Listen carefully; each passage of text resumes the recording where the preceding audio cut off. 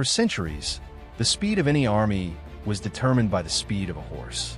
Even in World War II, the Wehrmacht, the technological pride of Nazi Germany, relied heavily on over 3 million horses to move supplies. German generals were masters of blitzkrieg, lightning war, but their logistical tale was slow, reliant on railroads, and ultimately on hay. American trucks? General staff officers in Berlin laughed. They saw the vast distances of Europe, the shattered infrastructure, and deemed any long-haul truck transport to the front lines physically impossible. In German military doctrine, supplies could only move 150 miles beyond the railhead before the army simply ran out of fuel and ammunition.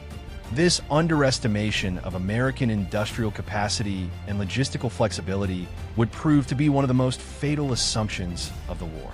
They assumed Allied forces, once ashore in Normandy, will be stalled by the same iron law of distance. But the U.S. Army had an ace up its sleeve, an operation that would deliver an unprecedented. After the breakout from Normandy in August 1944, General Patton's tanks and infantry were moving so fast that they rapidly outran their supply lines. Patton needed 800,000 gallons of fuel per day. The solution was radical: create a massive, dedicated, one-way highway system stretching over 400 miles from the ports of Normandy to the front lines near the German border. The Red Ball Express was born. At its peak, nearly 6,000 trucks were rolling 24/7 on designated roads, delivering over 12,500 tons of supplies daily. This operation shattered the German 150-mile limit. It was an industrialized, logistical sledgehammer that had never been seen in warfare. The sound of the never-ending stream of GMC 2.5-ton, deuce-and-a-half trucks became a psychological weapon. Crucially, 75% of the 23,000 drivers were African-American soldiers, often relegated to service units due to racial segregation. These men, risking their lives driving through blackout conditions, enemy pockets, and constant mechanical failure, were the true, unsung heroes who fueled the Allied sweep across France. They proved that industrial organization could transcend. Now, let's pivot to the Pacific.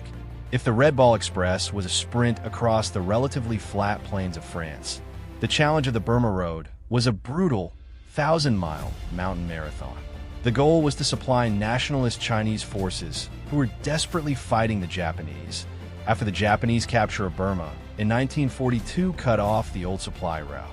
For years, the only lifeline was the perilous hump airlift over the Himalayas, an incredible feat, but insufficient. America needed a land route.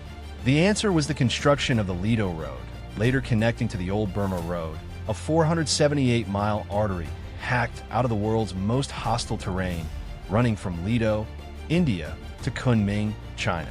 The men who built and ran this road, Chinese, Indian, Burmese, and American engineers and troops, including segregated African-American units as on the Red Ball, battled not only the Japanese, but constant monsoons, impossible mountain passes, malaria, typhus, and dysentery.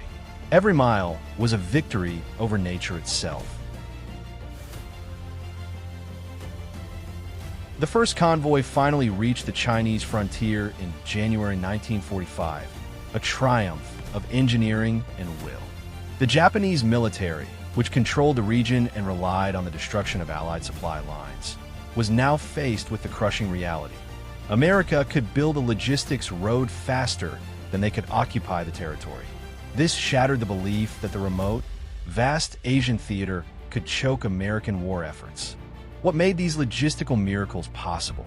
The American automobile industry. While Germany poured its resources into complex, high-performance, custom-built vehicles like the Tiger tank, the U.S. focused on standardized, mass-produced vehicles that were simple to repair and interchange. The true hero was the GMC CCKW 2.5-ton truck, the Deuce-and-a-half. The U.S. produced nearly 800,000 Deuce-and-a-half trucks during the war. This meant that if a truck broke down on the Red Ball Express or the Burma Road, it wasn't a logistical catastrophe. It was just a spare part waiting to be swapped out from the thousands of similar trucks nearby. German logisticians, used to complex supply chains for specialized vehicles, simply couldn't comprehend this overwhelming volume. It was a battle of two economic philosophies, quality and scarcity versus quantity and abundance. Hitler's generals, focused on battlefield superiority through complex technology, failed to see that the ultimate logistical weapon was a simple, rugged, mass-produced truck. The endless convoys became the visual proof that America's power was unlimited. The Red Ball Express lasted only 82 days, but its impact was decisive, directly contributing to the collapse of the German defense in the fall of 1944. The Burma Road, with its Lido extension, continued to funnel vital supplies to the Chinese front until the war's end, tying up hundreds of thousands of Japanese troops. Yet, the stories of the drivers, particularly the segregated black soldiers who performed these miracles, were long overshadowed.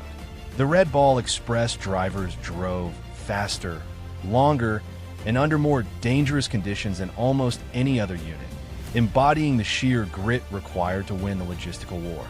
Their dedication proved that victory required not just combat bravery, but unwavering determination behind the wheel. The laughter of Hitler's generals quickly turned to horror. They did not lose the war on the battlefield alone. They lost it on the world's roads, on the mountain passes of Burma, and on the dedicated one-way routes of France. They lost the war to the limitless supply chain.